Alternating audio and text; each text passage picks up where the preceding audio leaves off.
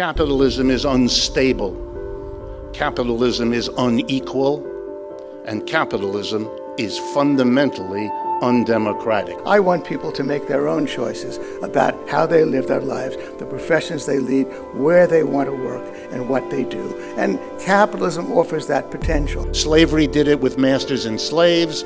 Feudalism did it with lords and serfs. Capitalism does it with employers and employees. Capitalism, private property, is necessary, although not sufficient, to a free and open society.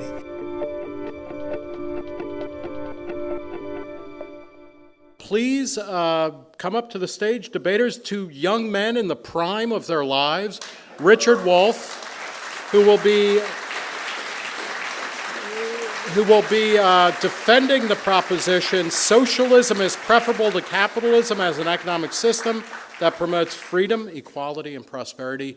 Gene Epstein will be taking the negative on that. Each candidate, the way this will work is that each debater will have 17 and a half minutes. In that last 30 seconds, when it comes, you'll understand why it's there. But each of them will have 17 minutes and 30 seconds to lay out an initial case. They'll do 5 minutes each of rebuttal. I'm going to beat them up a little bit with a moderator's prerogative on some questions. Then we're going to open it up to 30 minutes or more of audience Q&A. 5 minutes each of closing statement, 7.5. And again, those 30 seconds. You know, this is where the world changes in those 30 seconds. And then we will take another vote, and we'll see who is the big winner. Jane, could you please, and if you haven't voted yet, you've got about 5 seconds to go. Please make a vote. Either vote for the proposition, against it, or undecided. You need to vote now in order to vote later. And without further ado, let's have Richard Wolff come up and explain to us why socialism is preferable to capitalism as an economic system that promotes freedom, equality, and prosperity. Richard Wolff, you have the stage.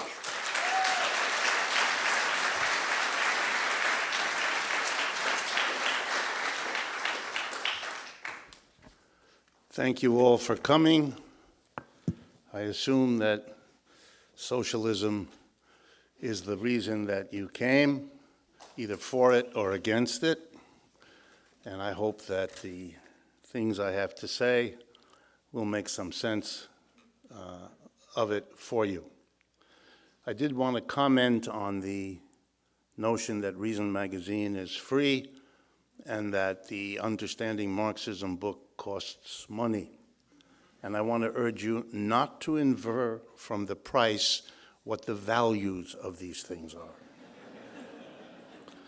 That would be a mistake. It would be confusing the price with the value, and for those of you that know something about socialist theory, that's something you want to avoid. Okay. Socialism preferable to capitalism. My basic argument is that's a very low bar. That's not asking much. And I want to make that case as strongly as I know how. But I have a problem in the very beginning, as I always do, traveling around this country, talking about this. And that is, we are like bears in this country, coming out of a hibernation, about 70 years of it. Since 1945, when everything changed, from a society in which socialists, communists, Marxists, occupied all the normal positions in society as teachers and workers and bureaucrats and unionists, when we had a New Deal that celebrated many of the objectives socialists have always supported. Across the United States had a big picture over the wall, the clerk's office where you bought stamps. And there was Uncle Sam with his hat, arm in arm with Uncle Joe, which stood for Joseph Stalin. After that, there was, not so surprisingly, a terrible reaction. The business community and the right wing in America was horrified that for the 1930s, we had had a program of raising taxes on corporations and the rich in order to fund the creation, for the first time in American history, of Social Security, unemployment compensation, the first minimum wage, and a public employment project that hired 15 million people. The rich had to pay, and the mass of the Americans got the benefits. This was so horrific, it freaked out the forerunners of the Koch brothers. And then an alliance with the Soviet Union finished off whoever wasn't freaked out already. And so in 1945, everything had to be undone. The New Deal coalition, for those of you who remember your history, socialists, communists, the CIO unions representing tens of millions of American workers, they're the ones that made all that happen. They're the ones that made Roosevelt do all those things. And they had to be defeated, and they were. And the way you break up a coalition is you find the weakest link, or what you can make out to be the weakest link, and suddenly communists and socialists who had been the militants making the 1930s the greatest unionization period in American history. We never had anything like it before. We've never had anything like it since. Communists had to be transformed, and likewise socialists. From the great allies in the war, from the great vanguard of social programs in the 30s, they became agents of a foreign power likely to be interested in strangling your cat. And they had to be driven out of the unions, the 1947 Taft-Hartley, driven out of their teaching jobs, driven out of the consciousness of the American people, who were terrorized about being interested in those things, as they have mostly been in the last 40, 50, 60, 70 years. A personal note. When I went to college as a young person, I was interested in learning about Marxism, and I asked my teachers in the university, what course can I take to learn about Marxism? Half my teachers explained to me there isn't any, nobody here knows anything about it.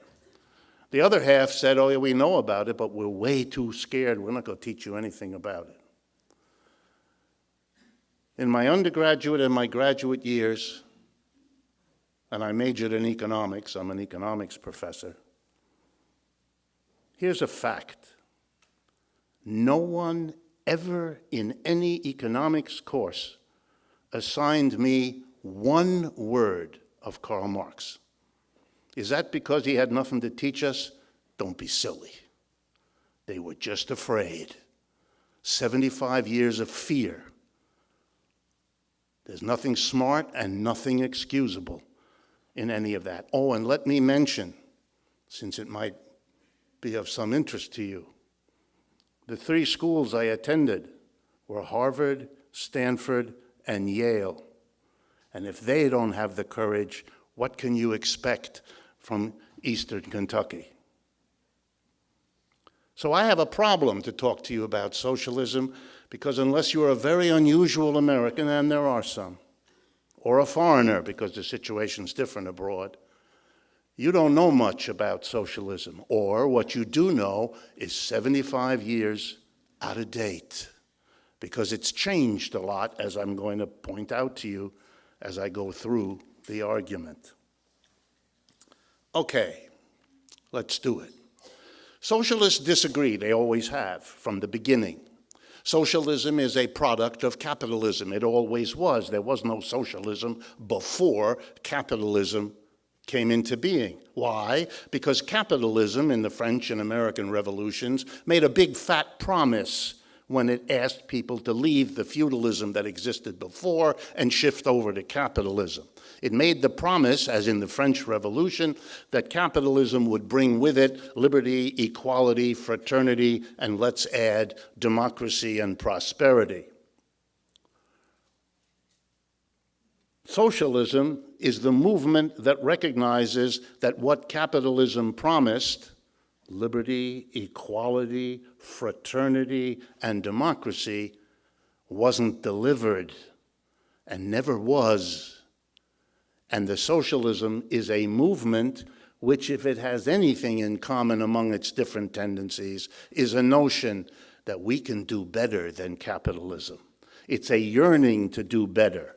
It's the kind of yearning slaves had to go beyond slavery, or serfs to go beyond feudalism. Employees and the people who empathize with them figure we can go better and do better than capitalism. That's what socialism is. Beyond that, socialists agree about three flaws, failures of capitalism. And again, briefly, to go through them. But there are three. Capitalism is unstable. Capitalism is unequal, and capitalism is fundamentally undemocratic. Let me briefly explain. Unstable. Every 4 to 7 years in every capitalist country, on average, there's an economic downturn, not due to nature and not due to war, just built into the system. It's called the business cycle because it always comes back. Millions of people lose work. Businesses go out of business. A crazy crash. You know what it's like. If you pick up the financial press, you'll know we're waiting for the next one to hit this year or next. Mr. Trump's biggest worry about being reelected is that it'll happen too soon. He worries, as we all do. It's an unstable system. That's crazy to live in an unstable system. If you lived with a roommate as unstable as capitalism, you would have moved out long ago. What an amazing thing to accept a system that every 4 to 7 years threatens millions of people with unemployment, lost income, interrupted vacation, interrupted education, lost mortgage, you name it. Then let's do the next one, inequality. Oxfam in England keeps track of these things. And the latest number from them summarizes it all. The 80 or 90 richest people in the United States together, in the world, have more wealth than the bottom half of the population, 3.5 billion people. That's the achievement of capitalism, that kind of distribution. If you took away half the wealth of those 80 to 100 people, guess what? They'd still be the richest people in the world, only you'd now have a vast amount of money to deal with the sickness, the lack of education, the absence of water, the insufficiency of food of the vast majority of people. What an achievement, such inequality. And now finally, the lack of democracy. The part of it you probably know and thought about is the buying of our political process. On display every day, everywhere. You all see it, you all know it. But here's a part of the lack of democracy you might not have thought about. Long ago, we got rid of kings, queens. We decided we didn't need somebody sitting at the top of society telling us all what to do so that we would all be, let's call it subjects. That's what they called us. So we got rid of the kings and queens, and we said, no, we can run this in a different way, this political system.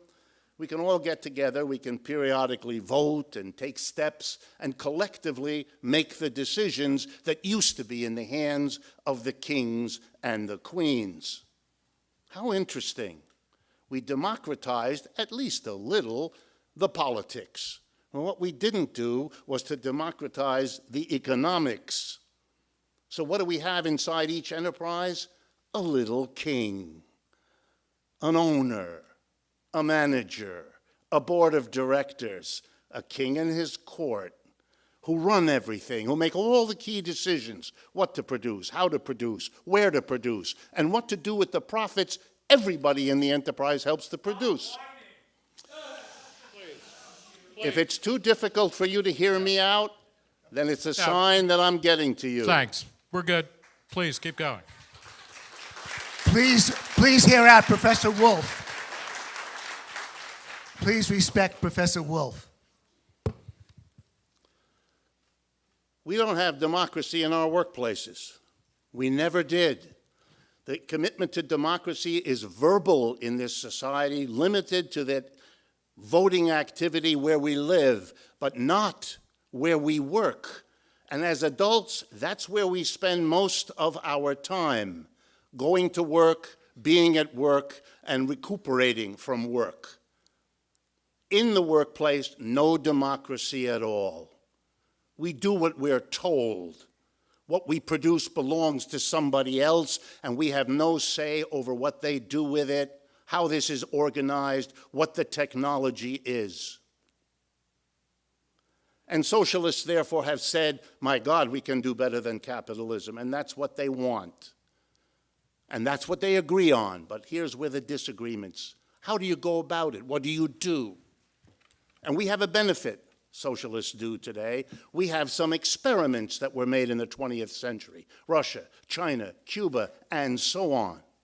And we learned from those experiments what works and what doesn't, what should be pursued and what should be set aside. And so the new socialism, and if you're not aware of it, that has to go back to what I said at the beginning. You haven't been keeping up, which is hard to do in a society which makes socialism a taboo. What has happened to socialism is a refocusing of itself. It's not interested so much in the state doing things that achieved rapid rates of economic growth, true enough, but it also left too much power in the hands of too few people, and that has to be addressed and dealt with, which socialists have been doing. And the new focus of socialism is to do something at the workplace that was never done, to go beyond capitalism in the organization of the workplace, to democratize the workplace, to make where we spend most of our adult lives at work a place where democracy reigns, where all the people who work in an enterprise participate in making the decisions of what to produce, how to produce, where to produce, and what to do with the profits. Because if they all together made those decisions, we wouldn't give some people $150 billion and other people have to borrow money to get their kid through college. We wouldn't have the inequality. We certainly wouldn't allow the irrationality of every 4 to 7 year instability. Everybody together would choose a technology that isn't dangerous to the health of all of us at the workplace. We could go beyond capitalism, but we have to have the courage to do what was not yet done, not in Roosevelt's New Deal and not in Russia or China either. The transformation at the base of society into a democratized workplace. That's the new direction of socialism. That's where socialism will be in the 21st century that we are now entering. It's a new and a different socialism. It has learned from its own earlier experiences and experiments. 2 little footnotes. Capitalism did not emerge out of feudalism all finished in one swell swoop, did it? If you know the history, you'll know that capitalism started in this town, in that village, in that area. Often it didn't last more than a few weeks or a few months, sometimes a few years, and then it was crushed by feudalism. And they had to figure out how to survive, and they had to get together. It took centuries. Socialism isn't born all at once either. It makes its early experiments. It had one in the Paris Commune in 1870, and then it had some other experiments in the 20th century that I've mentioned. And just like with capitalism, you learn from your experiments how to make it better next time, how to correct the mistakes you made in the project that has animated socialists from the beginning. We can do better than capitalism, and there is no reason that the human progress that took us beyond ancient villages and tribes and slavery and feudalism should imagine itself to have stopped at this point. Every other system was born, evolved, and died. Capitalism, we know, was born and evolved. I'll leave it to your inference as to what it is doing now. Thank you.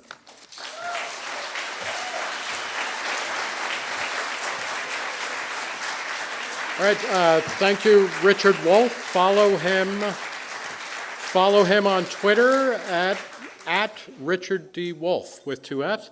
And now, taking the opposite side is Gene Epstein. Follow him at Gene Soho Forum. Gene Epstein, ladies and gentlemen.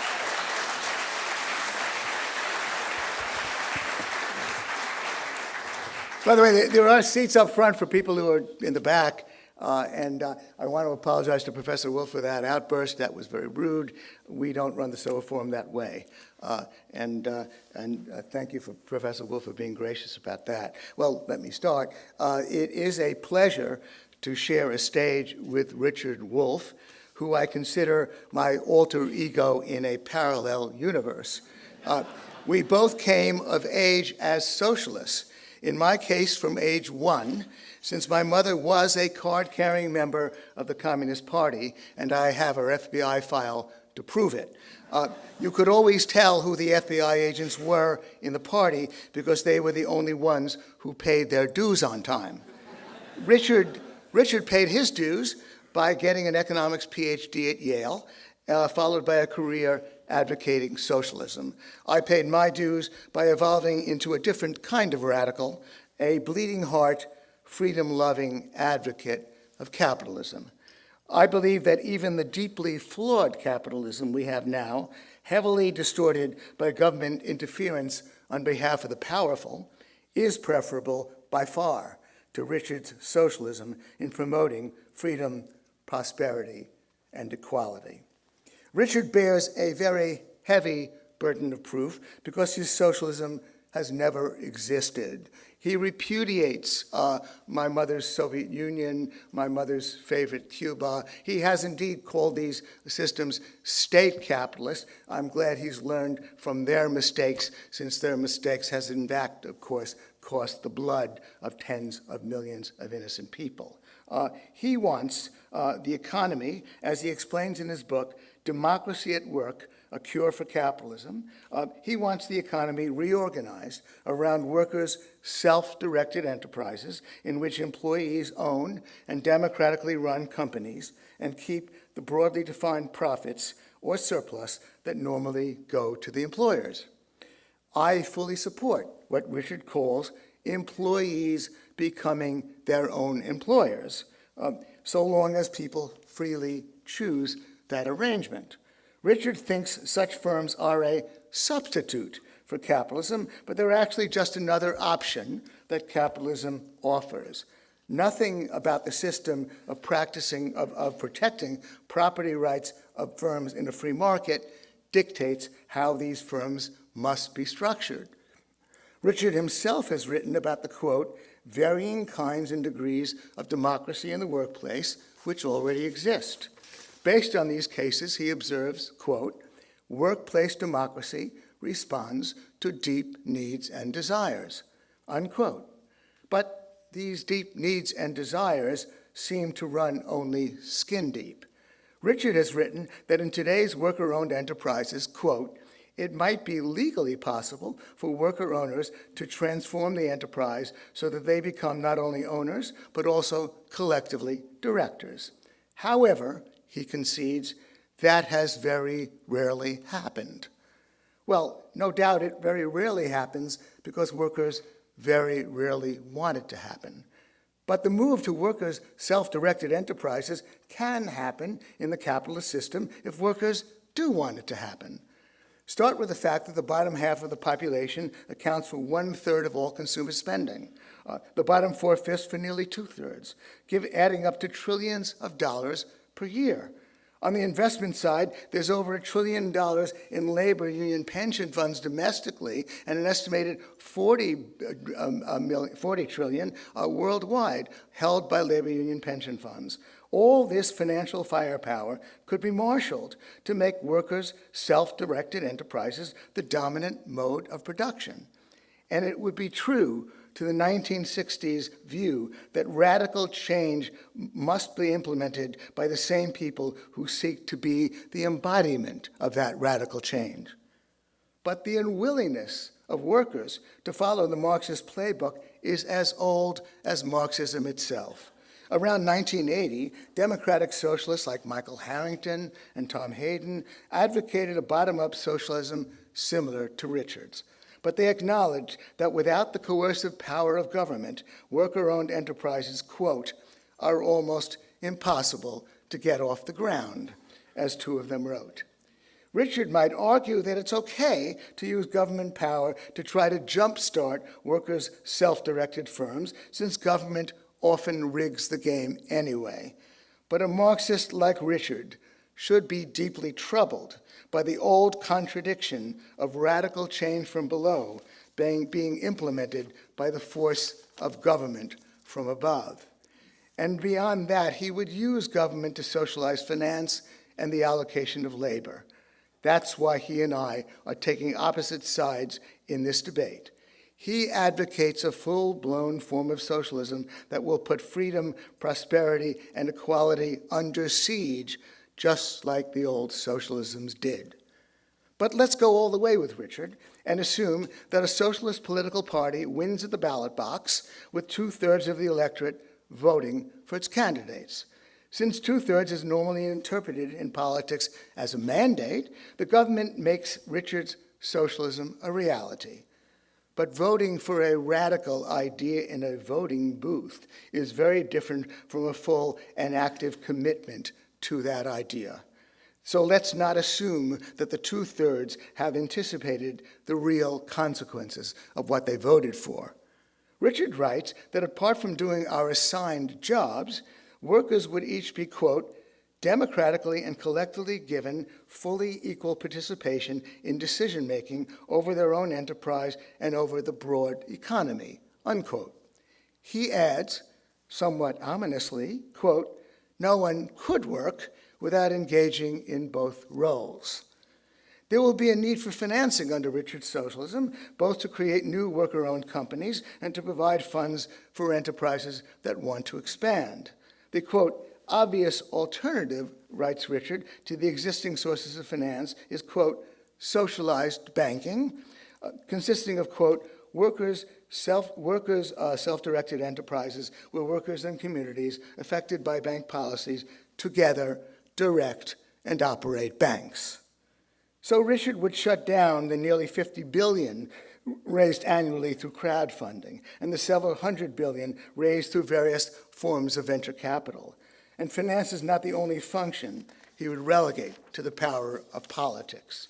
He also proposes a, quote, specialized agency that would, quote, always know from constant monitoring which existing enterprises need more laborers, which have registered the wish to commence new production, all the relevant skill and experience requirements, and where affected laborers and enterprises are located, unquote.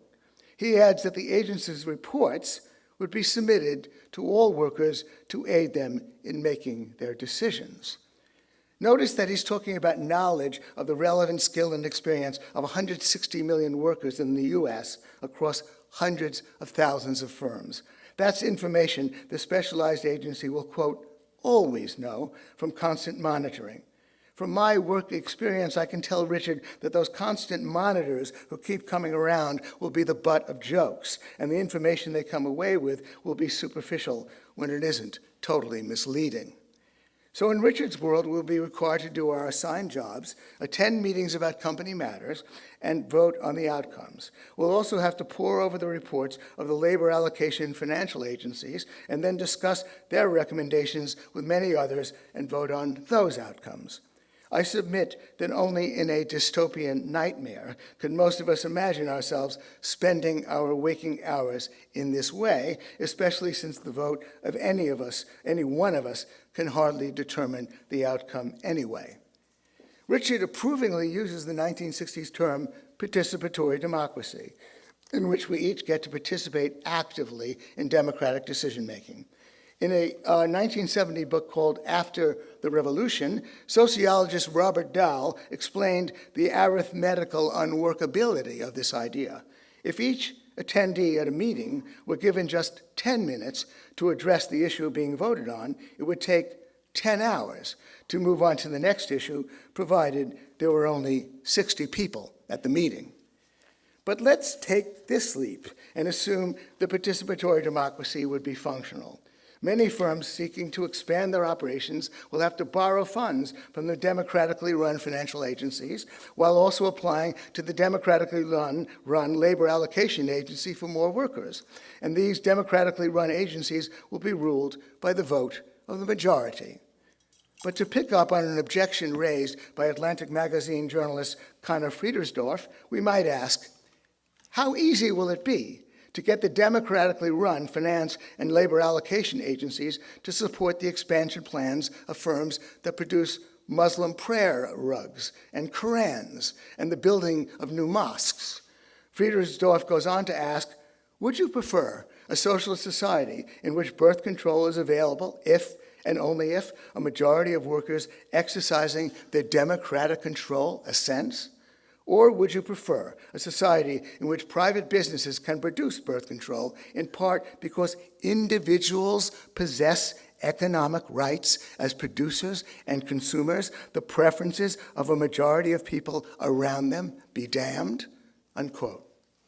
Friedersdorf's question applies to the related issue of freedom of speech and press. Would you prefer a socialist society in which dissenting journalism is available if and only if a majority of workers exercising their democratic control agrees? Or would you prefer a society in which private enterprises can produce dissenting journalism, the preferences of a majority of people around them be damned? So at best, our freedoms would be circumscribed by the tyranny of the majority. But we don't have to press this decisive objection, since the overwhelming likelihood is that elected representatives and their appointees will have most of the real power. There won't be enough hours in the day for us to even be aware of the thousands of decisions being made each day on our behalf. Special interests will form around these centers of power, and as Friedrich Hayek accurately predicted about conventional socialism, the worst will get on top, because power-hungry people are mainly the ones who end up on top. Our most beloved living ex-president, Barack Obama, was called by New York Times journalist James Risen, quote, the greatest enemy of press freedom in a generation, unquote. As left-wing journalist Glenn Greenwald has pointed out, Obama used the archaic 1917 Espionage Act to prosecute more journalists, including James Risen, than all previous presidents combined. So freedom of speech and press is a fragile thing, constantly being assaulted on all sides, and especially by government. If you magnify the reach and power of government under Richard's plan, politicians in power can stifle dissent by stealthily denying funds and labor to enterprises that put out information that government doesn't want published. Now take the issue of prosperity. Take the force that brings prosperity, innovation, or what economist Joseph Schumpeter called creative destruction. Richard thinks that as long as people can be offered another job, they'll agree to giving up their current job to allow creative destruction to happen. But since people naturally resist change, efforts at major or even minor change would likely be thwarted by special interests reluctant to give up their established positions. Imagine the response if Steve Jobs sought funding for a smartphone that would also replace a flashlight, a watch, a camera, a compass, a calculator, a recorder, CD player, and GPS navigator, threatening the industries that turn out those products. The pattern of obstruction will be emboldened by the knowledge that most new ideas fail and few succeed in a big way anyway. Policies toward imports could make Donald Trump look like a free trader. When consumers voted with their dollars to buy Japanese cars because the cars were better made and lasted longer, there was a market in place that made it hard to stop the imports. But in a politicized environment, the threatened industries would find it easy to prevent the foreigners from selling us the cars. The planners will have a perfect excuse for rejecting any projects or proposals they don't like, the economic reality of scarcity. By scarcity, I mean the fact that what everybody wants always adds up to more than there is. so they can reject proposals they don't like on the reasonable grounds that the resources are simply not available. So freedom and prosperity would both be under siege in Richard's system of socialism. On inequality, as Noam Chomsky has pointed out, you can find income equality in a prison where power is quite unequal. And political power will be more unequal than even under our flawed system of capitalism.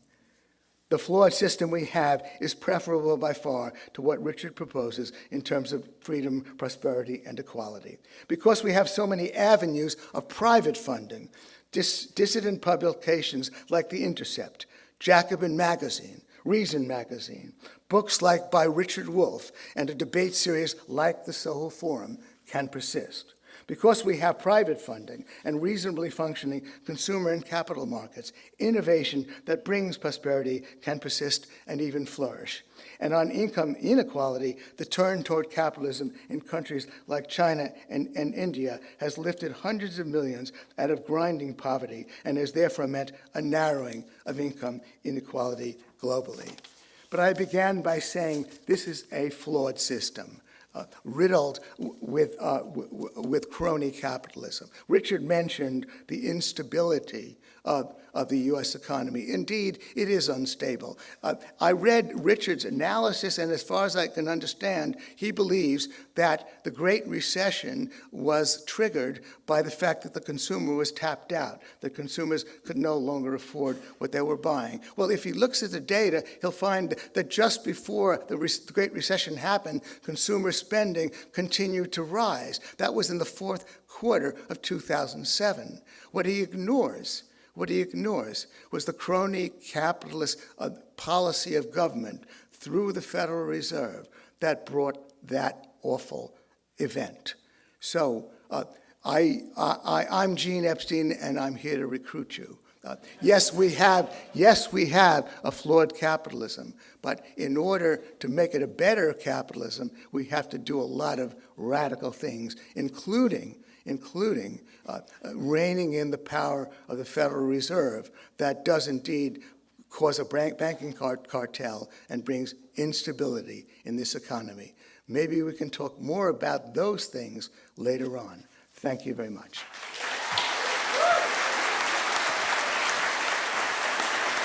All right.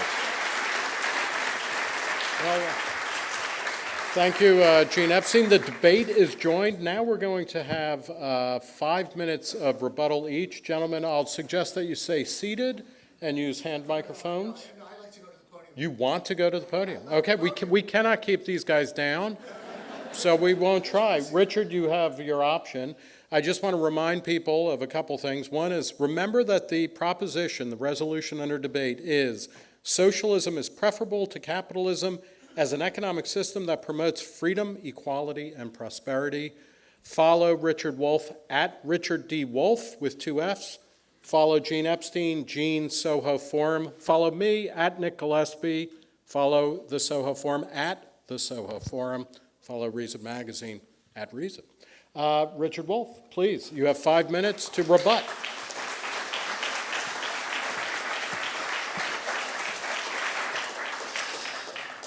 Listening to Gene makes me realize that a book that you write is a little bit like a child that you have.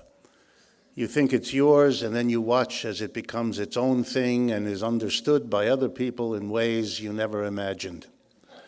I cannot recognize 3/4 of what he said. It sounded to me like quotes of somebody I didn't even want to meet. I'm not proposing a kind of socialism. I don't believe in looking into the future and telling you what the society ought to be. People who tell you the future are usually found in carnivals. You pay them a little bit of money, they tell you who you'll be sleeping with in 2 weeks, and you giggle.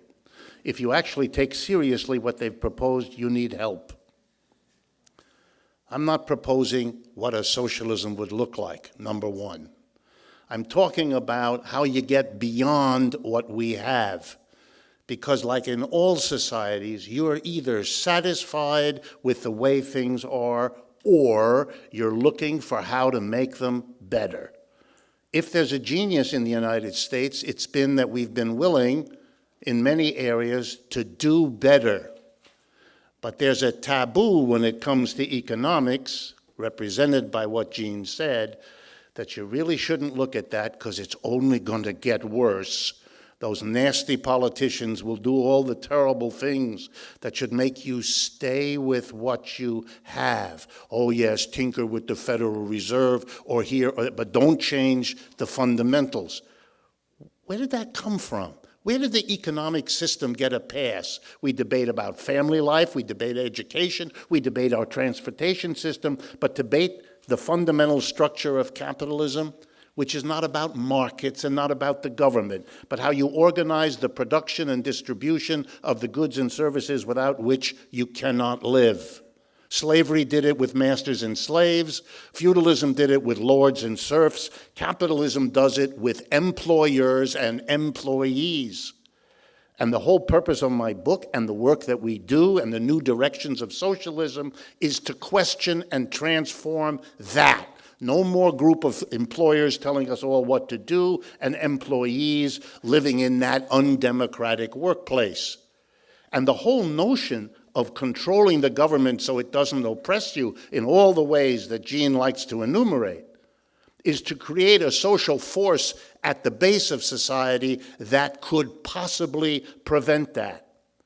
And making the mass of people in the workplace have the final say and power over what that workplace does means you don't have a small group of people in a government cutting a deal with a small group of people called employers at the expense of a large group of people called employees. That's the transformation at the base of society that will mark the 21st century's socialism. So that all the old arguments against the socialisms of the past, arguments predicated on what's wrong with the government and the overwhelming power of the government, they're not relevant anymore because the thrust of socialism is at the base of society, not at the level of government. There's a reason Karl Marx wrote no books about the state and endlessly studied the production and distribution of goods and services, because that's the core of the economy he wanted to take us beyond.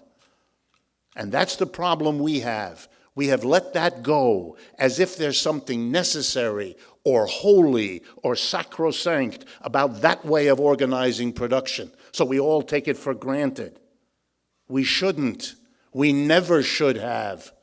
The impulse to democracy ought to have been applied in the workplace. And as for the arguments, gee, you wouldn't want to go to all those meetings. Those were the arguments of the kings. We don't need democracy. The mass of people haven't the time or the interest or the intellect or the education or the training or the, come on. We ought to recognize those kinds of arguments against change for what they are. They're fearful. So we're going to stay with what we have, the capitalism that we have, producing the very humorous takes on Mr. Trump or Mr. Johnson in England as the expressions of a system spinning out of control, in part because we don't face that the basic organization of production has been given a free pass and is what's holding us back. Thank you. Thank you, Richard. Gene, please, you've got 5 minutes. Well, Richard wrote a book called Democracy at Work, A Cure for Capitalism. It was published 7 years ago. I read it quite recently. Richard probably hasn't read it very recently. That's where, at least commendably, he's written a whole book, a book, by the way, that Karl Marx never did write, about the socialism that he wants. And I quoted copiously from that book in my initial talk. If Richard is now going to say, oh, well, that book, it's forget that book, just, try to recognize that socialism is preferable to some of the crap that goes on now, then we'd have to say, Richard, we've been hearing that for over a century, from socialists. Then we had the Soviet Union, Stalin, then we had Mao, then we've had a lot of mess from your socialism, you got to be a little bit more specific before we get the least bit interested in something that has been so disastrous for humankind. So I want to get Richard back on the straight and narrow and take him seriously that he's proposing something with a nuts and bolts definition: workers' self-directed enterprises. And the embarrassing thing for Richard, as it was for Marxists right back to the time of Marx, is that they're selling something that workers don't seem to want. We had socialism in Israel. We had 5% of the country really was socialist. I trust that Richard would agree that the kibbutzim of Israel, where 5% of them lived, really were socialist in a true sense, the bottom-up sense. And that's what I'm proposing. Now, of course, what also happened to Israel, as Richard probably knows, as you probably know, is that those kibbutzim just fell apart. They don't exist anymore. People lose interest in it. But again, what we are saying, we libertarians are saying, go for it. Workers, self-directed enterprises. You do have co-ops. Richard in another mood said, hey, look, you've got co-ops. It speaks to needs and desires, and indeed, maybe it does, then go for it. But then let's build it from the ground up, just like I'm proposing. And then we have a system of capitalism. Do I want to keep the flawed system of capitalism, the system that fights, the political system that protects the powerful? No. Capitalism is a system of profit and loss. Profits encourage risk-taking, losses encourage prudence. That's the system. Now, we abrogate that for the crony capitalist system. That's what brought about the housing bubble that caused the Great Recession. I'm quoting Noam Chomsky, a guy I also like, by the way, even though he's a socialist. To a too great extent, we privatize profits and we socialize losses. That's what the Federal Reserve does. That's what it's all about. Do I want to sit back and like this system? By God, no. We have a crony capitalist system, by the way, that shafts people of limited means most of all, that defends the rich and powerful, and there have been victories against it. We used to have an airline cartel protected by the Civil Aeronautics Board. Then somebody noticed that where the CAB didn't dominate, a flight between LA and San Francisco within the same state cost half what it cost to fly from Washington to Boston, or Washington, D.C. rather, to Boston, same distance, twice as expensive because of government. So then they abolished the CAB, and there was competition in the airlines, and that was a huge victory for middle-income people. So victories can be won. Richard, I want to recruit you to change this system of capitalism, if you'll excuse the expression that my socialist Uncle Abe used to use, but I use it as a contraction for crony capitalism. We need more capitalism, yet not less. We need to change things. Richard could join us, or he could focus on building his workers' self-directed enterprises from the ground up, building on top of the co-op movement, the employee ownership movement, which, by the way, already gets tax breaks that I don't necessarily object to, that already gets those breaks. Go for it. Turn everybody onto worker self-directed enterprises, and they're perfectly compatible. It's just like being in business for yourself. That's all it is. It's a great idea. It hasn't really caught on, but maybe it has potential. I welcome it. Thanks very much.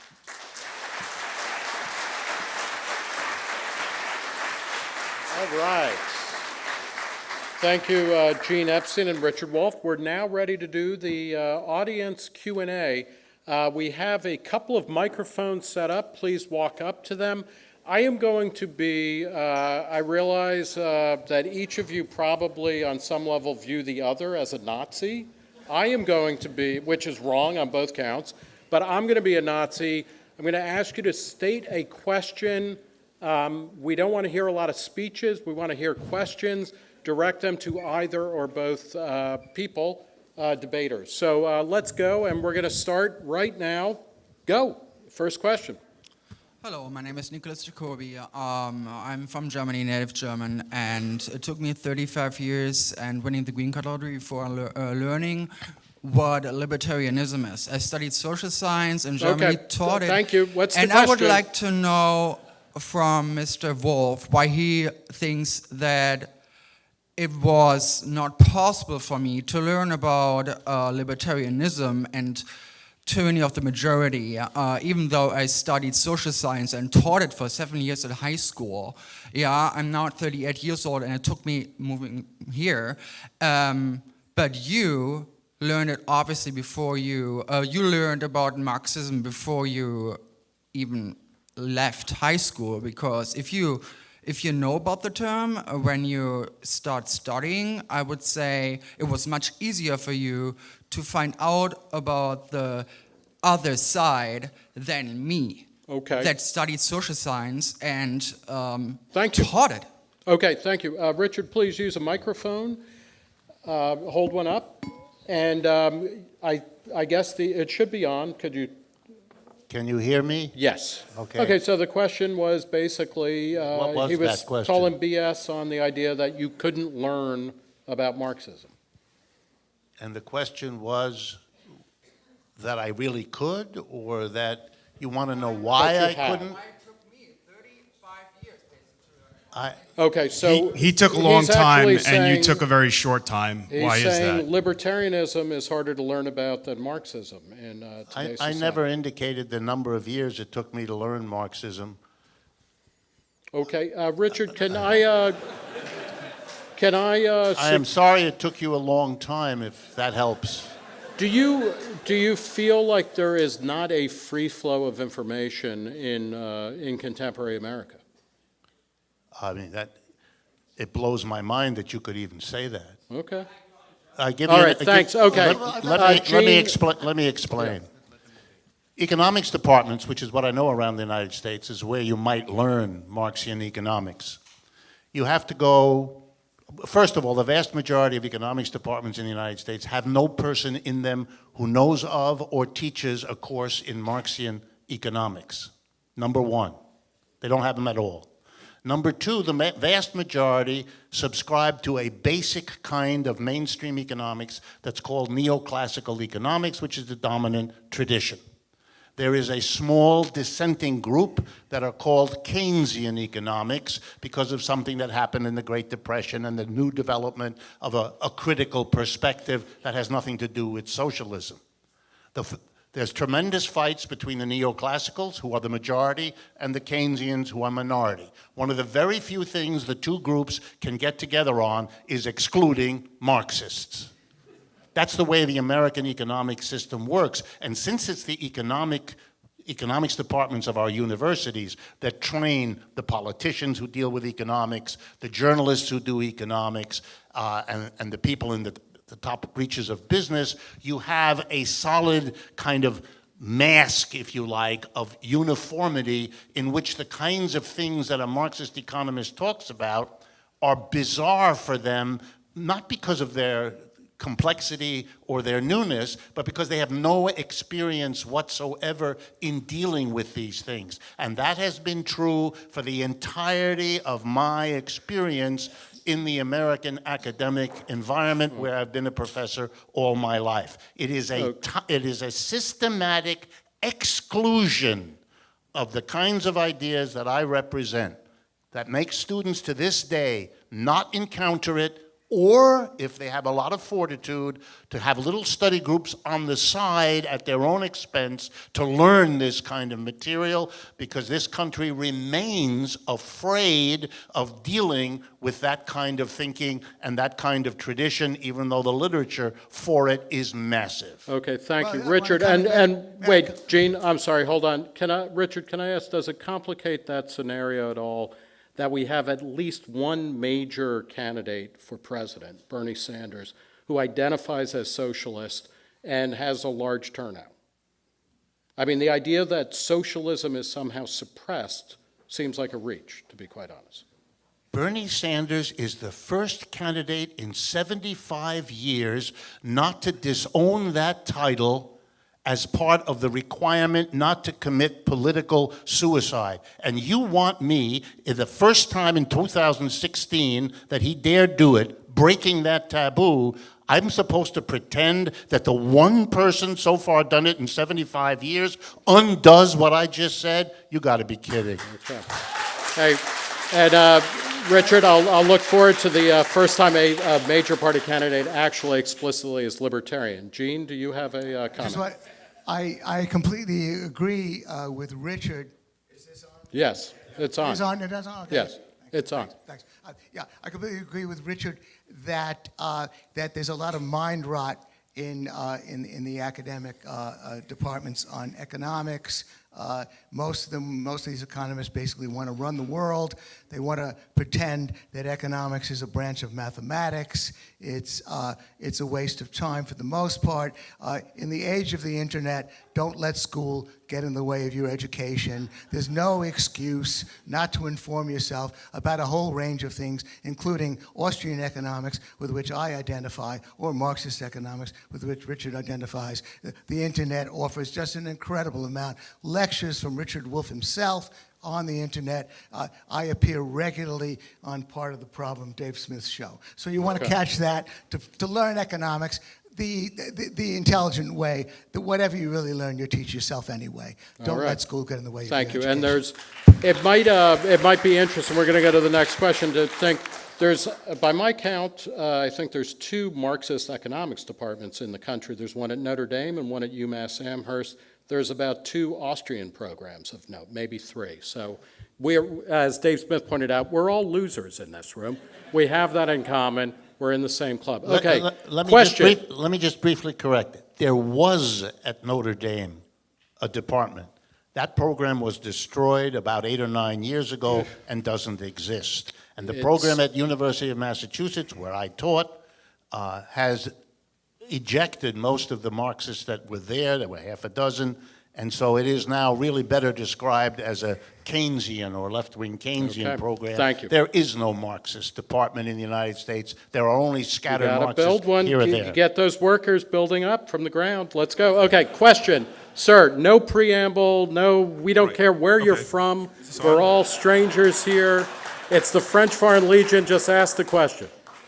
This question is for Richard. In a 100% capitalist society, laissez-faire capitalist society, where there's no Federal Reserve, you would be well within your rights to be a socialist. All you would need to do is band together with other socialists and form your own community. Whereas, if I wanted to be a capitalist in a socialist society, I would be forbidden from doing so. Why do you want to force everyone to be a socialist? Why not let the capitalists be capitalists, let the socialists be socialists, everyone's happy? Thank you. Richard. First of all, in whatever socialist societies you're referring to, and the major one in the world today is the People's Republic of China that uses that name, they are busily encouraging people to form and develop capitalist enterprises. So the premise of your question is wrong, number one. Number two, I never said and would not argue that in a society that is in transition, as I believe capitalism is, there aren't all kinds of spaces for there to be enterprises organized in the old traditional capitalist way and enterprises organized as worker cooperatives in the new direction. I would expect that kind of coexistence to continue to be filled with tensions and difficulties, much as capitalist enterprises began in feudalism and existed in a tense relationship until the transition happened further. So my presumption is there will be coexisting different structures in whatever name you give to these societies in transition. Okay. Gene, comment? Look, in line with the gentleman's question, again, under capitalism, property rights of firms are protected. So if there's a worker co-op owned democratically by the workers and they're all directing it, their property rights will be protected. If it catches on and the entire economy is worker co-ops, I say that's great. That sounds terrific. Run your own enterprise. Some of the other things Richard proposes, which would be the iron fist of the state having to do with finance, that I object to. However, there was an article in the National Review under William F. Buckley, the right-winger, welcoming worker ownership. I know that article well because I wrote it. And so, again, we're not arguing about that. What Richard doesn't really want to do, I know, for example, he likes Jeremy Corbyn's idea, another kind of top-down plan where you can sneak this kind of thing through the back door. Go for it. There are co-ops. They already exist. So in line with what the gentleman said, we already have what you're talking about. We have worker co-ops. We have a huge blend, and if it tilts toward more worker ownership, wonderful. Okay, next question, please, sir. Hi, my question is for Richard as well. So one of the core tenets of libertarianism and capitalism, or true capitalism, is the non-aggression principle. So my question for you is, do you think that socialism intrinsically violates the non-aggression principle? And if so, can you explain how committing aggression leads to greater freedom and equality? Okay. Richard? Do you want to do a quick description of the definition of the non-aggression principle? Okay. Or you want me to? Yeah. Sure. So the non-aggression principle is the principle that you're essentially allowed to do whatever you want as long as you do not you do not initiate violence against another person. Okay, thank you. Can I answer for Richard? Well, you know that. Well, no, I believe Gene. Nick, let's Richard let wants Richard. me to. Nick, okay, Nick, Richard, you're good with that. Nick, Richard okay. wants me to answer. Gene, please. Thank you, Nick. This is Gene Epstein, a one-man show. Okay. Look, what's Richard's answer? Richard's answer is, well, you know, you're free to starve, you know, under capitalism. You know, if you don't work, if you don't get a job, you're going to starve. You know, I mean, that's aggression. You know, so again, you know, forgive me, but you know, you're coming at Richard from left field because he's going to say that clearly the capitalist system commits aggression because you're going to starve unless you get a job. And then, of course, we have a lot of answers to that. Somehow or other, all the starvation tends to happen in socialist countries, not in this country. But I think I got Richard fired up. He's going to answer you now. You're free to start. I just jump-started. You did. All right. Yeah. Mission accomplished. Yes, this remarkable tendency in a frightened society to assign starvation or deaths. It's the only place in American culture where counting dead people seems to be a way to make an argument. Gene mentioned it before. Now it's starving people. Before he mentioned the disasters of socialism where millions died. What an interesting argument. We're going to count millions dead. Well, what is it that capitalism's history shows us? The worst two wars in human history, World War I and II, these were products of competition among capitalist economies, weren't they? 400 years of colonialism destroying 2/3 of the world were products of capitalist accumulation and competition. What kind of let me finish. What kind of mentality picks a few examples of admittedly horrible things that deserve to be criticized, but a comparison of death counts? The first book I ever wrote and published, Yale University Press, was called The Economics of Colonialism. It studied what Britain did in Kenya. Britain arrived in Kenya in 1895 and set up the East Africa Protectorate. And 30 years later, 1930, when the Depression hit, I studied what happened in Kenya at that time. When the British arrived, they did a census, 4 million people. In 1930, they did another census, 2.5 million people. British colonialism killed millions of people in one small country. Multiply that. If you want to do the death count analysis, which I find bizarre, you're in very shaky ground attacking socialism on the basis of capitalism. And the same kind of cherry picking of your examples came with Gene and kibbutzim in Israel. Do worker co-ops sometimes fail? Of course they do. Do capitalist enterprises sometimes fail? You bet they do, all the time. What is this strange kind of choosing your example? Let me give you a counterexample. In 1956, a group of workers with a Catholic priest in the north of Spain, in a little town called Mondragon, made a worker co-op. The priest led them. 6 workers, 1956. Today, something called the Mondragon Cooperative Corporation has over 100,000 workers. It's the biggest worker co-op on the planet. It is a great success. It's the 7th largest corporation in Spain.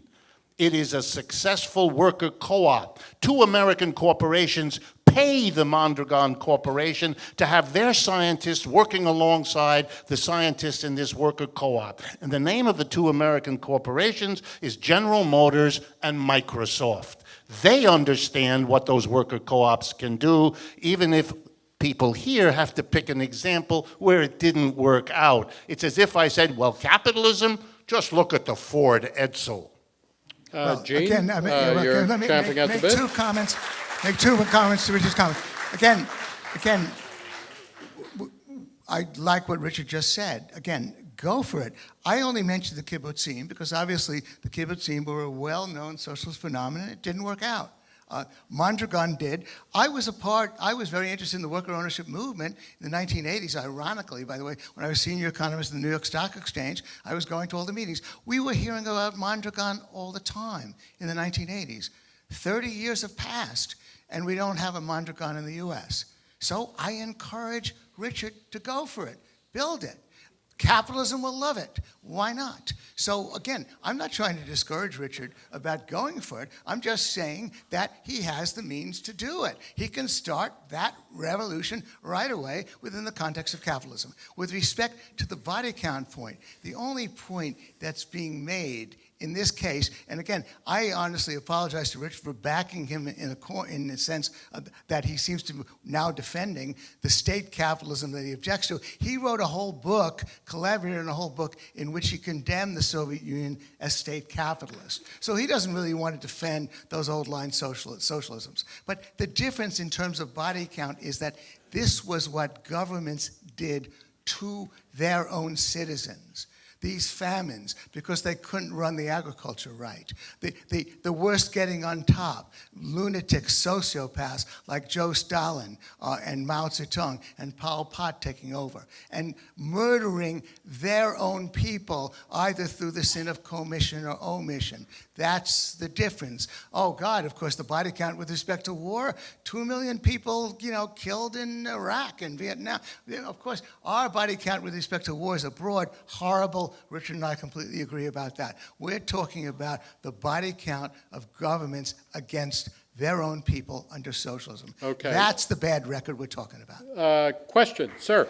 Yeah. And by the way, if there are in fact any women in the room, it would be nice to hear from you. Okay, scoot up to the front of the line. Sir, you've got a man bun, that's close enough. Okay, we're transitioning here. I do identify as male, and I suspect I will continue to do so. I hope that doesn't disappoint Fair enough. anybody Okay, here. ask your question. Thank you very much to both of you. This has been very thought-provoking. I have 2 short questions, primarily Just for Gene, ask but one. Richard. Pick what. This is Sophie's choice time. Pick one of those questions, because the other one's not going to make it. Is economic growth ever undesirable, i.e., does it ever lead to increased suffering either domestically or abroad? And what are we going to do with AI when it happens in about 20 or 30 years and nobody has jobs? Very good, sir. Okay, either of you. Richard? Absolutely. We do not prioritize, or we ought not, if that's your question, to prioritize economic growth as if it's a unidimensional plus. It can be, as we learned from ecological sensitivities built up over the last 30 years, that it can be a very dangerous and negative phenomena. But in a society that allows the decision of what to produce and what to invest in to be done on the basis of a private profit calculation, you are hardly in a position to bring in all of those other issues that have to be dealt with. I remember in my education, I was taught a bizarre language which gives it away, that we should remember, our teachers told us, externalities. What a wonderful term, something that isn't central to what we're dealing with. It's an externality, only slowly to discover that the externality can be more negative than what's internal is positive. Capitalism sanctifies the profit motive. The socialism alternative has always said profit is one among a whole range of objectives, and no decisions should be made based on any one when all the others are equally important to the quality of life. Thank you. Jane? Well, I guess then I won't answer the question about artificial intelligence, since that was the second question. Again, obviously, excuse me? It's an important one. Well, can I Sure. answer both questions? I don't know what. Answer one. Jane. Okay, well, I got the Okay, moderator. we got to rules. leave some people We'll behind. we'll talk later, sir, okay? It'd be fun to talk about AI. But with respect to economic growth, again, first of all, no, there's, obviously, I am an individual. I'm a libertarian. I don't believe there's anything the least bit sacred about economic growth. If people, basically, by the way, if we all decided that we would prefer to work 20 hours a week, then that labor-leisure choice would begin to prevail. Capitalists would only get us to work for them. We'd be willing to only work part-time. And we'd say, we'll work for a little bit less so that it's advantageous to employ two of us for 20 hours a week rather than one person for 40. So then we would have a diminution of resources. We would have a shrinkage of the economy. Wonderful. Why not? If people only want to work 20 hours a week, then we can compete. We can compete. I perhaps want to explain to Richard, because the simple math is that if full-time workers get $20 an hour, then we'll just work for $18 part-time. They'll get two of us for less. So therefore, we can opt for living less. We make those choices all the time. What's a Jewish lawyer? A kid who couldn't get into medical school. Well, I'm Jewish. I didn't become a lawyer or a doctor. I chose to be a sloppy-ass journalist. I dropped that. So therefore, we make those choices all the time. It's an individual choice. There is nothing sacred about economic growth. With respect to diseconomy, externalities, we are individuals. We have individual freedom. You can't throw garbage on your neighbor's lawn, however. My right to move my fist stops at your chin. And if a capitalist is polluting your backyard and causing that harm, you should sue him. So therefore, we do need a tort system in order to protect against any individual choice, anything that a firm does, or indeed that an individual does, in order to make sure that they don't harm us in the process of pursuing their own goals.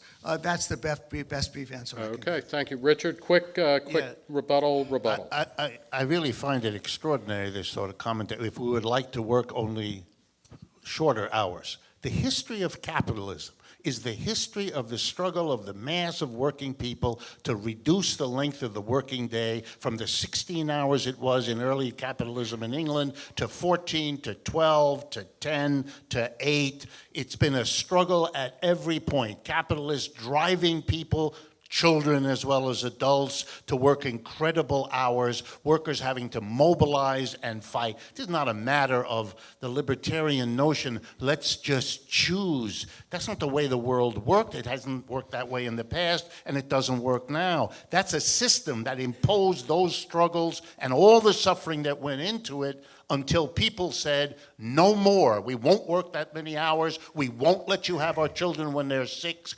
That's the history of capitalism, and we're not even counting all the injuries and all the deaths in that game of counting human suffering from a system. Okay. I suggest that Richard read a book by Stanley Lebergott, which is a whole history of the labor markets, of the capitalist markets, and it's got a lot of good facts in it. Now, I believe that one of the things that Richard should try to answer is, how was there a whole lot of progress? Why was there so much immense progress by laborers from 1870 to 1925? Or indeed, he says that wages were rising for decades, and the unions statistically were negligible. Government was on. May I finish? Wasn't on this. No, I want to end with one fact. There was a 49-hour work week. Capitalists have 49-hour work week as of the 1920s, as Lebergott shows. The work week fell. The work week fell because in order to get workers to work for you, to bid for workers, their labor-leisure choice was such that they wanted. There is a Marxist myth that there is an inequality, no equality between bargaining between laborers and workers. Well, that's belied by about 100 years of history before unions became the least bit of a presence in this economy. Thank you. Okay. Ma'am, please, question. We're currently in an opioid crisis, and the World Health Organization ranks our healthcare system 37th in the world. Do you think it's still possible for our current system to fix this, and how would you, using socialism, fix this? Okay. Richard, I guess take the first whack at that. Sure. One of the charming features of the capitalist system has been the endless effort on the part of virtually all capitalists to try to get more than the normal surplus out of their workers, the difference between the value added by a worker and what the employer pays the worker, that normal surplus, if you like. They've always tried to do better by controlling the market, or what we used to call monopolization, becoming strong enough to jack the price even higher to make more profits. And one of the ways you do that is to control a market. In this country, one of the most successful examples is the medical industrial complex. 4 industries that work together: the insurers, the drug companies, the doctors, and the hospitals. And the producers of medical devices are with the drugs. They've gotten together and they've produced this situation, A, where we pay more for medical care than any other advanced industrial country, and the quality of our health care is at best mediocre, as the young woman pointed out in our ranking number 37. The solution to the problem in our medical care is not another law, another special federal program, another stop. It is a problem in which you have taken something as important as human health, A, subjected it to the capitalist profit motive, and B, allowed that monopoly to function, to coordinate its behavior, and to rip this society off from A to Z and laugh all the way to the bank. Okay. First of all, the Soho Forum in a few months is going to have a debate, Soho Forum debate on the opioid crisis. I invite Richard to come. Free ticket for you, Richard, and a free ticket for the young lady who asked the question to that debate. Basically, Richard and I agree about 90% of the way about the medical care system. It's a crony capitalist system. It has to be unraveled. Gene, It I has to be would addressed. say your solution, though, is not to make it fully socialized, but rather to put more market forces in. Yeah, through workers' self-directed enterprises, if indeed that's the way they want to construct it. Because I'm all for those WSDEs, which is, by the way, what Richard calls it. Okay, very quickly, Richard, 10 seconds. Yeah, one theoretical confusion. When I talk about capitalism, I'm talking about arranging production with employers and employees as different people in an endless struggle. I'm not talking about markets. The confusion between a capitalist organization and a market is something we ought to get beyond. Slavery had markets. Remember, we bought and sold slaves. Feudalism had markets. The market isn't what's unique about us. Capitalism is what's unique, and that has to do with the organization of production, which is why that's what we go after, and that's the focus of socialism, not some dead, old, stale debate about whether the government should have more or less influence on the market. That's a different subject. Okay, we have a couple of minutes left. I want to enforce brutally quick question, quick answers. Let's get through 2 or 3 more of these things. Sir, go ahead. Richard, can you be more specific about what you're advocating, and can you unequivocally say that your vision of socialism will or will not be mandated by the state? Absolutely. Socialism always understood, whatever its moments, whatever its aberrations. If you really want to understand where the notion of the state being powerful came in, a brief summary of the history. In the 19th century, socialism basically was born. It was the shadow of capitalism. It's capitalism's self-criticism. Whenever there's capitalism, it produces socialism. The notion that you're going to get out of capitalism by somehow eliminating socialism reminds me of what Mark Twain said when he read his obituary in the newspaper. "The reports of my death are greatly exaggerated," he wrote. The reports of the death of socialism are absurd because capitalism reproduces it. So here's my idea. We don't need the state because the whole role is to transform the base of society. But just like every other emerging system, like capitalism and feudalism, the state, it was thought, can help the process. So the focus of socialists became capture the state, either with parliamentary or revolution, and then use it to make the transformation. What happened in the Soviet Union, understandably, and in China too, was you focused on grabbing the state, you managed it, you took the state, but then that next step, that got delayed and postponed, and therein lies the problem, whose solution is to transform the base of society, which is why there's the focus on the workers becoming their own bosses in the workplace. Okay, thank you. Quick, let's do one, maybe two more questions. Sir? Hi, this is a question for Mr. Epstein. I was just wondering, are federal domestic taxes the only major way to fund federal spending? Repeat the question, I'm sorry? Are federal domestic taxes the only major way to fund federal spending? Are federal domestic taxes the only way, Or just taxes? major way to fund? Yeah. Well, empirically, no. I mean, a lot of federal spending comes from printing money from the Federal Reserve, and obviously a lot of federal spending comes from borrowing money. Okay, we have time for one final question. We've got a couple of kibitzers over here. Okay, ask a quick question. No, you're not paying for this microphone. Okay, no, I know, well, you know, Reagan, take Do I get a hike here. to ask a question now? Yeah, please, Thank ask. you. My question is, if we're talking about economics, how can we have a debate about which system is better? And I've been listening, and I didn't hear from either of you gentlemen once the word computers and how that impacts on everything. I felt like I was listening to a debate about the mechanical age. And that the debate really was which platitudes are better, socialist platitudes or capitalist platitudes. Could you discuss and incorporate a little bit about how the computers and the electronic age work on the feelings that you have about socialism and the feelings that you have about capitalism? Okay, thank you very much, sir. And we're going to boot into the computer age right before we go to the rebuttal. We are done with questions, so thank you all for standing up. You may now sit down. Richard, why don't you begin with that? Right. This is not the answer you probably want, but you're going to get it anyway. You know, that sounds like both capitalism and socialism. Well, one of the remarkable things in this debate between capitalism and socialism is the easy way folks who are rendered uncomfortable by it find another way, a tangential argument to focus on, as if they can somehow thereby escape these basic system questions. You can't. Every major technological change has led to people doing something which, if I were mean-spirited, I would call a platitude.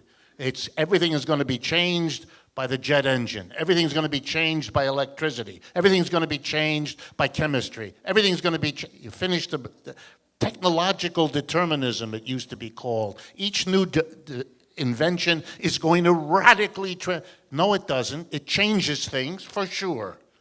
But it doesn't alter the basic systemic questions that we're talking about. They're not platitudes, they're not evasions. The focus on the new technology as if it is magically going to lift us out of these problems, it's a mirage. It has been that through the last 200 years of technical breakthroughs, and AI and computers don't change that story. Thank you.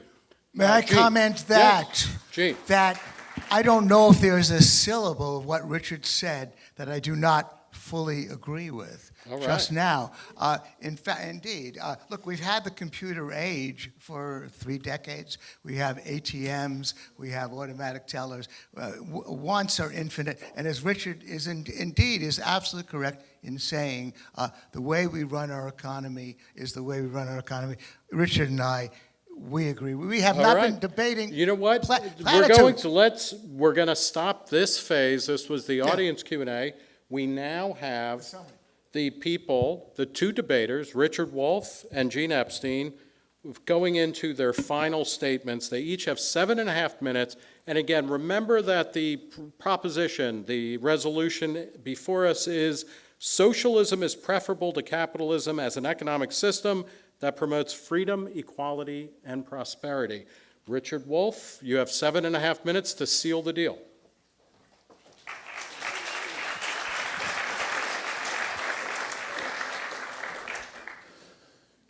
The first sign that socialism is on its way is that we're having this debate. that we have Bernie Sanders running and he has the name socialist and he doesn't give it up. He doesn't turn away. Elizabeth Warren, who has very similar programs, she still feels the need to reassure everybody she likes capitalism. Bernie doesn't. The reality is, up until 6 years ago, my presence on the American media scene was so tiny, none of you would ever have heard of me. I've done more public speaking at the invitation of American audiences in the last 4 years than I did in the previous 50. Yeah, the public awareness is to the right because of the last years of neoliberalism and the orange clown. I understand that. But beneath that is a shift to the left in the United States. Nothing illustrates it in my mind any better than the remarkable number of times Gene Epstein told you how he agreed with me.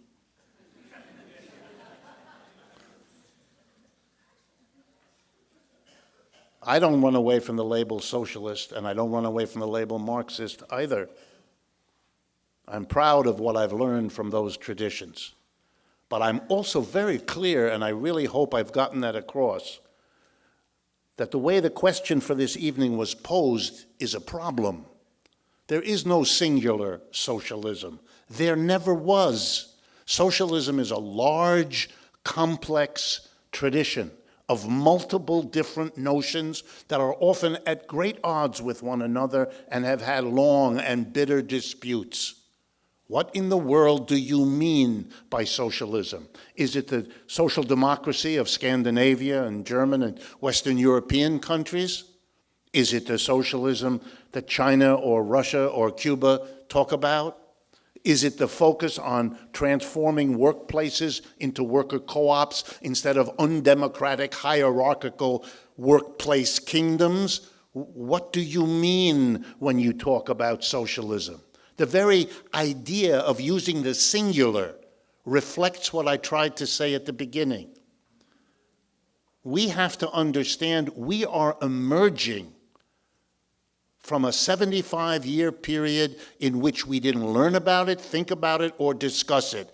Or if we did, it was in dismissive, cursory manner that didn't teach people anything. It's always been an awkward moment when American tourists go to Europe and discover that in every single European country, socialist parties are big, important political institutions.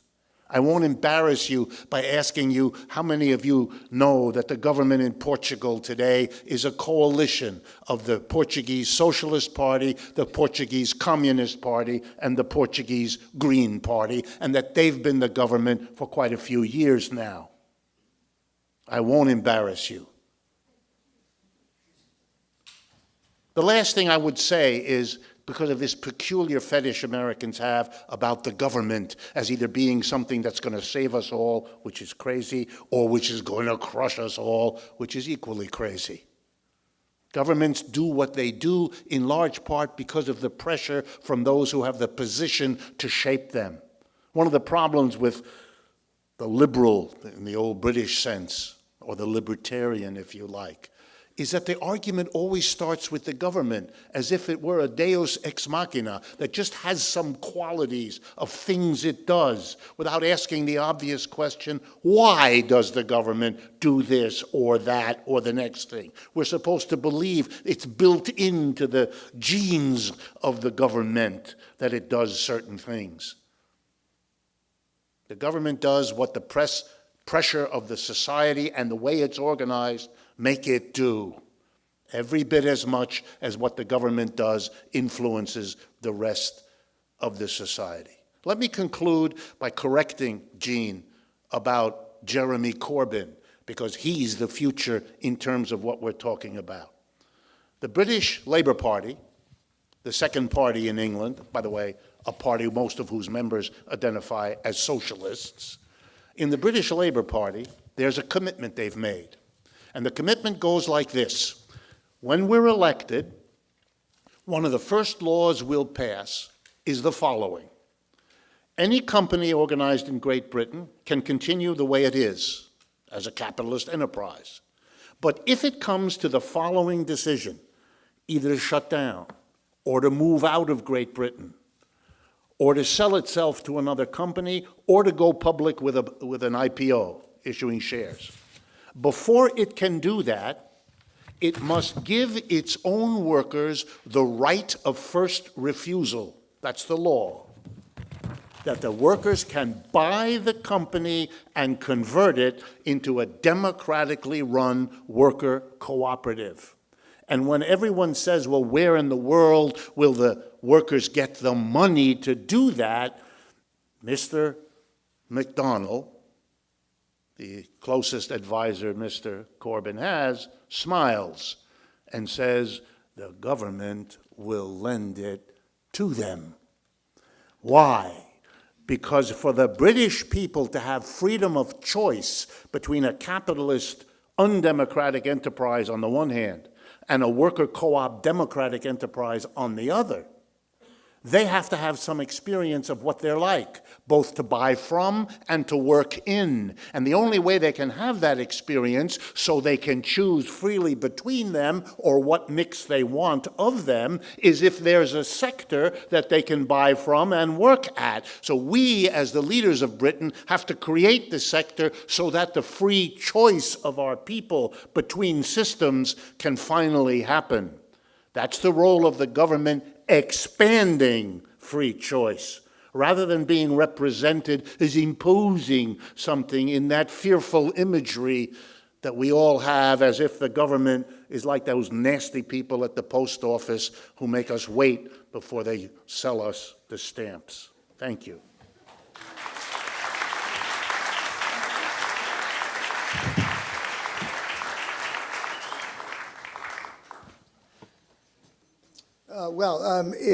I agree with Richard that he and I agree about a great deal.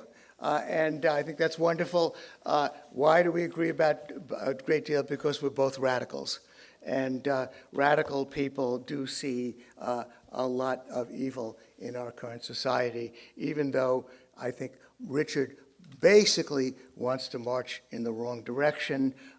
And tonight, I've been a little bit troubled that he oftentimes abandons his own book, written 7 years ago, and occasionally lapses into defending the old-style socialisms and into falling back into the mode of saying, you know, well, socialism, a lot of things, let's just do it, and again, ignoring the fact that we need to focus, I guess, again, on the old socialisms. Well, take a controlled experiment. Society, the world, and history gives us very few. East Germany versus West Germany. West Germany, mainly capitalist. East Germany, socialist. Impoverished in East Germany, under the foot of the Stasis. In West Germany, capitalist, much more affluent, much more comfortable with a democratic society. North Korea versus South Korea. I needn't elaborate on the differences there. Taiwan and Hong Kong versus most of China until China began to go capitalist. So we have the record staring us in the face of the awful failures of these societies. So we want to say goodbye to all that. They were disasters. Then we have the social democracies of Europe. Maybe that's a waste of time to talk about because they are, for the most part, capitalist anyway. But then we cite the Scandinavian countries, even though Norway is a country of 5 million people sitting on a huge oil well, basically selling oil to the rest of the world, and by the way, apparently worsening global warming in the process. But we want to defend Norway and Denmark. Well, let's not cherry pick. Let's look at the whole range of economies and the experience in Europe, and let's include Portugal, Spain, Italy, Greece, where it's gone very badly. The average is very, very unimpressive. They used to talk about Eurosclerosis. Very troubled economies. by and large. So we want to say goodbye to all that. So now, again, I want to take Richard literally and talk about his work as self-directed enterprises. Well, I imagine when you hear him saying employees becoming their own bosses, well, you know, there are millions of people who are their own bosses. No, I didn't make that up. Richard didn't make that up. Form a co-op, a family-run business. All of those things are possible under socialism. And the problem that Richard faces is that by and large, it hasn't caught on. Maybe it has hope. So now Richard is resorting to cheering on out of desperation, out of, unfortunately, not taking seriously the fact that you want to work. There are people, by the way, who still are fostering worker democracy. I met a lot of those people. They want to start these firms. They want to run it that way. They think it's better. People are happier doing it. Wonderful, let's do it. So now Richard is championing the plan of Jeremy Corbyn, where the government is going to start lending money on advantageous terms to companies that want to go worker self-directed enterprise. How advantageous is that going to be? Jeremy Corbyn, a very ambitious politician, who, by the way, is on record as admiring a lot of hard-fisted strongmen like Hugo Chavez and his successor Nicolas Maduro. He might just start giving it away. Capitalists might start selling these firms to people. Again, Richard is looking for the top-down solution to a bottom-up revolution. And I implore him to abandon all that and go the capitalist route with his plans. Now, then, finally, I tried to take seriously what he wrote in his book. He wants to socialize finance. He wants to put it under a political thumb. He wants to socialize labor allocation. He wants to tighten the government's control over those two sources of enterprise expansion so that dissident publications would suffer, but innovation would suffer. All of those things would set us back in terms of prosperity and freedom. And again, I guess, I mentioned equality. I might ask you the old, 10-20 question. Would you prefer a society in which the top 1% gets 20% richer and the other 99%, the rest of us, get 10% richer?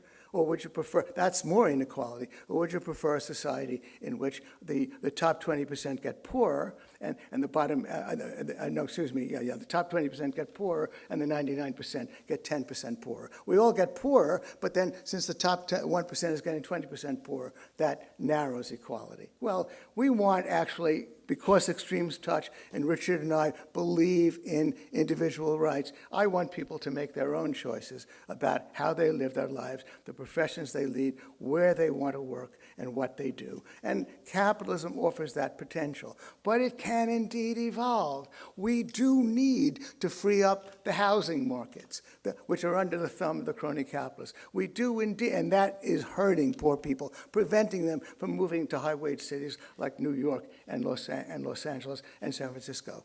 We need to free up the guild systems that make it hard for poor people to get other kinds of jobs, the licensing system that protects people, that prevents poor people from moving into better jobs. There are a whole lot of radical things we need to do to change our economy, but we need to keep the fundamental freedoms under capitalism. Capitalism, private property, is necessary, although not sufficient, to a free and open society. It's not sufficient because government can always come in and jail you the day after you publish something you don't like, just like Obama tried. But it's necessary. It's necessary because if you give somebody like Obama, some political leader, control over your property, over the means of production, then you make it hard even to function in the first place. You make it hard for Richard to sell his books. You make it hard for the Soho Forum to operate. You make it hard for Jacobin Magazine to operate. And that's why you have to vote against Richard's resolution. But Richard does have an out. Workers, self-directed enterprises, capitalism offers it to you. Richard, I say go for it. Thanks very much.